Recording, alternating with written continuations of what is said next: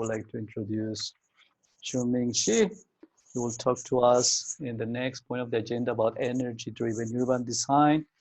So Zhongming is a PhD researcher, also at the MuSES project and the Future Cities Laboratory.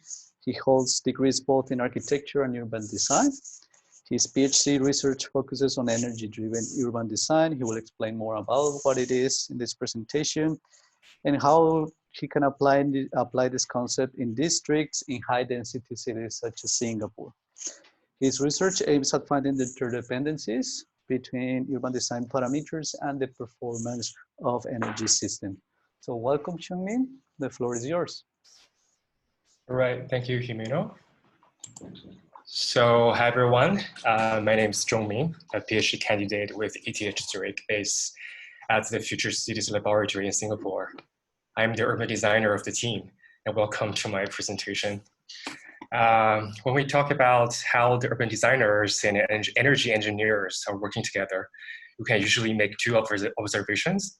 The first one is the urban designers are aware of the influence of their design on energy demand. They're seeking designs that help reduce the energy demand, which is good. And it reduces the carbon emissions and also helps you save on your utility bills. Well, the second observation is that the engineers are usually on the downstreams of a one-way workflow, the design energy systems that accommodate the design from the designers. Like what this meme shows, when the engineers introduce an energy system into the city, we expect ripples when the stone hits the water surface. Or in other words, we expect the feedback from the urban design side and ripples that change the urban design for improving the efficiency of the energy systems. However, there's a lack of knowledge directly linking the urban design side and the efficiency of energy systems. So my topic is energy-driven urban design. It works on a district scale. And bearing the motivation we just talked about in the previous slide in mind, we define the ripples or the feedback from the urban design to the impact of energy systems as the energy-driven urban design, which is like my research topic. And mostly it is about the urban design that improves the efficiency of the energy systems. And also it means making the most of the on-site renewable energy. Well, I will talk about this second point in a few minutes. So in our work, our interest lies on the district cooling systems as an example for the urban energy systems. And this diagram gives an example of the district cooling system in district. And the basic components of this district cooling system include the chillers and cooling towers and cooling plant, and the pumps that send the chilled waters to the end users via the piping network back and forth. And we use the capital cost and the operational cost to measure the efficiency of district cooling systems. And for the urban design side, our interest lies on the design of the street layout, street layout and the land uses. And these three interest us because they are usually the basic components that constitute a city's master plan. And to affect the district cooling demand by three aspects. The temporal distribution means the cooling demand pattern over 24 hours of a day or even a year. Or the spatial distribution means, for example, where the anchor end users of the cooling demand are physically located. And also the overall quantity comes as the gross total. And the temporal distribution affects the peak cooling demand and thus affect the sizes of the district cooling system components. Well, the spatial distribution affects the thermal loss and a pressure drop that happens in the piping network, where the gross total equals the effective cooling supply. And for maintenance and ownership reasons, the piping layout is usually constrained by the street layout. And the piping networks affects in this way the thermal loss and pressure drop for the length and the size of each pipe segment, and also the turns in the network.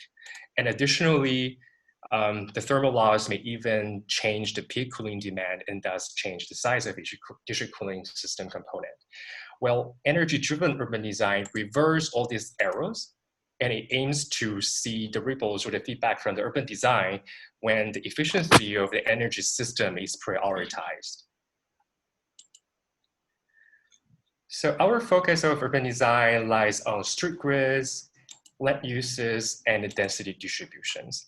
So when a district cooling system is introduced, to maintain its high efficiency, here are some examples of the research questions we have. Well, the shapes of the block, rectangular or square, the size of the block or the site, big or small, or the land uses should some land uses be spatially located to next to or further away from the cooling plant, or the density should the high density blocks to be next to or further away from the cooling plant. Or these are the metrics we use to measure these variables defined in research questions. But if you are interested in how these metrics are calculated, please read, refer to our publications. So we used a 4-step method. And first, the data collection collects all the necessary data to build this parametric model for the experimental design in Grasshopper. And up, we show the 2 examples of how the street layouts will look like, different street layouts will look like. And down, we show how the density, the distribution of the land uses and the density would look like. And hundreds of these districts are generated in Grasshopper and sent for the district cooling system design assessment with the simulation tool, the city energy analyst developed by the MuSES team. And then we use the simulated results for sensitivity analysis. Well, through a series of result analysis and comparisons, we briefly present some of our findings here. Number 1, the squares are more preferred over the rectangles, and block size is the most dominant impact. And based on our experimental setup, using Singapore as an example, the block sizes should be no smaller than 7,500 square meters. And the site is not very influential. And how the land uses are spatially distributed in relationship to the cooling plant has impacts, but not very influential. But the land usage ratios are the most dominant. The ratio of the residential is very interesting. Well, the high residential hurts all the cost we just listed in the previous slide, but except the capital costs on the chillers and cooling plant. And the capital costs on the chillers and cooling plant account for up to around 78% of all the effective costs combined. Well, in the example of Singapore, where residential ratio at least about 20% help to improve the chiller's capacity factor and making a better use of the capital investment on the chillers. But this is because the combinations of various land uses affect the temporal distribution of the cooling demand. Well, for the effectiveness of the capital cost on the piping network, then more density should be located in proximity to the cooling plant. Well, let's move on to the second topic. And besides energy-driven urban design, also means making the most of the on-site renewable energy. Like for example, for the uses of solar energy in Singapore, and making the most means increase the solar energy potential. It also means improving the efficiency of the PV panels. Well, to demonstrate our work, we use a test case in downtown Singapore. And this is a greenfield project, contains 6 empty blocks as illustrated on this map. At the early stage of urban design and planning processes, urban designers can come up with questions like, so what is the highest solar energy potential for this greenfield project? Or given a goal for the floor area ratio, what is the highest achievable solar energy potential? How about the cost? And third question would be like on the other way around, given a goal for the costs, what is the highest achievable floor area ratio? So we also use a 4-step method here. The data collection collects all the necessary data of the selected high-density districts all over Singapore. And through a series of grouping, evaluations, and filtering by these metrics, listed here, we come up with the inventory of high-density block topologies in Singapore, a total of 18. And we parameterize these block topologies in Grasshopper and name the model as the urban block generator. As you can see, the examples given, The urban block generator helped exhaust the possibilities of various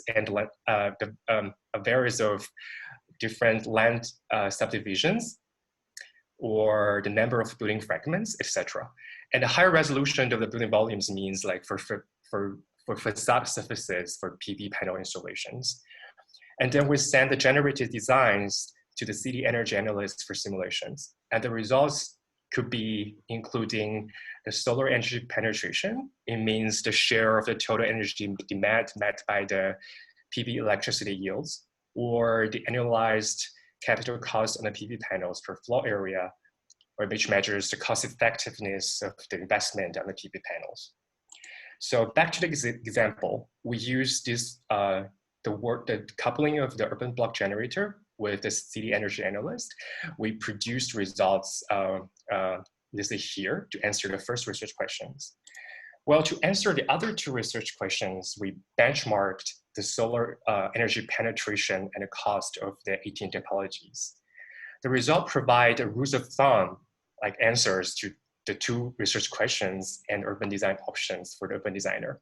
For example, if you have a goal of floor, let's say floor area at 10 plus, the solar energy penetration and the cost you're most probably going to achieve is around this range. Then the diagrams gave out what options in terms of building patterns, like and set coverage you may want to consider, as well as the example of the block topologies you can take a look at. Or on the other way around, if you have a targeted solar energy penetration and let's say, for example, 20% plus, the highest floor area ratio would be like 4.6 max. Or then the table also gives out what options of building patterns with set coverage you may want to consider, as well as some examples you want to look at from the inventory of the block topologies. So as for a little summary, or here are the impacts of my work on the concept of energy-driven urban design. For our main audience, the urban planners and designers, we provide the methods to integrate models of the urban design and energy system design. And also quantitative urban design suggestions are given. Or for the energy engineers, we demonstrated the feedback loop of their work to the urban design side instead of this one-way workflow. And also they can produce urban design scenarios when needed without the help of designers using our urban block generator. And the tool will be available online either late April or May this year. And if you are interested in any of the works that just presented, you can check our publications for more details. Well, thank you. All right, thank you very much for that, Zhongming. So as we said at the beginning, we shift gears a little bit and talk from the lenses of a designer on how to achieve these low carbon systems. Now let's receive some questions from the audience. The first one from Vaibhav. Hi, Zhongming, amazing work. Are you using any optimization technique for this? In our the first project I mentioned, we didn't use like optimization technique. Originally, we did consider about it, but considering the simulation and computational cost, and we eventually abandoned the optimization technique, and we used the sensitive analysis to try to find a trend of how each of the urban design parameters influence let's say the cost indicators we have on the district cooling system. All right, thank you. From Aurel von Richthofen. Hi, Zhongming, great work. More a comment than a question. Thank you, Aurel. Okay, thank you. Thank you, Aurel. Now, from Vaibhav once again, is it possible that futuristic development plans scenarios related to certain composition of, say, commercial or mixed buildings can accommodate a desired population demand of a city to produce optimal designs?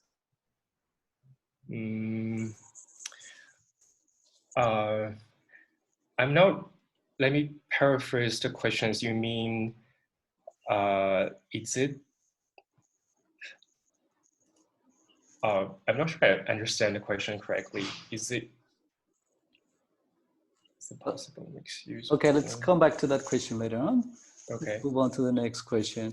Matthias Ulster asks, how do the results about occupancy, for example, from Gabriel Happel, fit into your research? Did you already expect this? Well, thanks for the questions. It would be nice if I can incorporate Gabriel's outcomes to works in my energy demand part, but as you may know, we work simultaneously. So when I was doing the work, I didn't really take Gabriel's result in my work, but it would be nice in the future that I will incorporate what he has done into my model. Okay, I think maybe Matthias wants to understand if in the scenario you use those occupancy models from Gabriel or data-driven, how much will that change your conclusions? I think that's what he's pointing out. I imagine as for the district cooling system, we use the capacity factor to explain how the different land uses are affecting the cost effectiveness of the district cooling plant. So imagine that will introduce quite some impacts over my research if I include, but I don't know yet, but it'd be good to know, yeah. All right, thanks for that. Now, Ali asks, in addressing the on-site renewable energy, have you ever considered the need for flexibilization needs, electricity storage, and load variation? No, for us, we are more like a coarse estimation. So we didn't consider the storage or this electricity shift with the city grid, which may make our results like an extreme estimation of what's the highest possible of the solar energy penetration would be. But if we include, imagine if we include the storage possibility, we'll reduce the results to some point. All right, thank you for that. So Marcus Kraft asks, Zhongming, yes, great work. How many parameters did you consider in your sensitivity analysis? Oh, so for the studies on the district cooling system, actually there were two separate studies. And for the first one about the street grid, we have three input variables. One is the block area, measuring the block size, and one is block elongation, measuring the shape of the block, if it is more rectangle or more square. And the third input variable would be the size of the site or the site area. And for the other study on the district cooling systems about this land use distribution and density distribution, we had 5 input variables, and one is about the density distribution. We call it a density gradient. Another 4 for the spatial distribution of the land uses. We call them the land use gradients, for the residential gradients or the office gradients. Or if you want to look at how actually we calculate these input variables, I'm having a preprints on my research collection of ETH website if you're interested. All right, thank you, Zhongming. Thank you. Moving on to another question from Vibe Design. I think you can consider modeling predictive variables in optimization models and generate various scenarios. I think it comes back to his question about whether using optimization or not. Yeah, great. Good comment. Thank you. All right, thank you. Now from Kevin, he's asking, first, are there ways to validate the district cooling approach relative to existing district cooling systems? Well, I don't think we have any existing measured data to validate our model, but I imagine that we can have some test rounds of providing different urban design scenarios, then use more detailed district cooling system like model to test if this the trends or the results I can provide it works in this way. All right, thanks. Now, a follow-up question from him is, are there any studies looking at how much of an existing district fits into one of the 18 typologies so as to characterize it? So these 18 typologies are retrieved from like 180 blocks, like actual built blocks in the high density districts of Singapore. And well, as if you remember, as I did this grouping and of evaluation and filtering the processes, for each process we have a feedback or let's say a validate to compare what the grouped results will actually feed any of the actual blocks on Google Earth. All right, thanks for that. He's also asking, as an aside, I thought the typology solar potential analysis was interesting and could be something useful for urban designers to keep in mind as they work on projects. Oh, thank you. I mean, it's oh, sorry. Email. Yes, all right. So Vaibhav rephrases his question. We have time for potentially two more questions. So I will rephrase. Can we generate a design for 2034 in 14 years? And that can be very energy efficient while considering futuristic development plans, where planners project certain composition building types. For that's it, commercial, industrial, different population occupancy at the city level.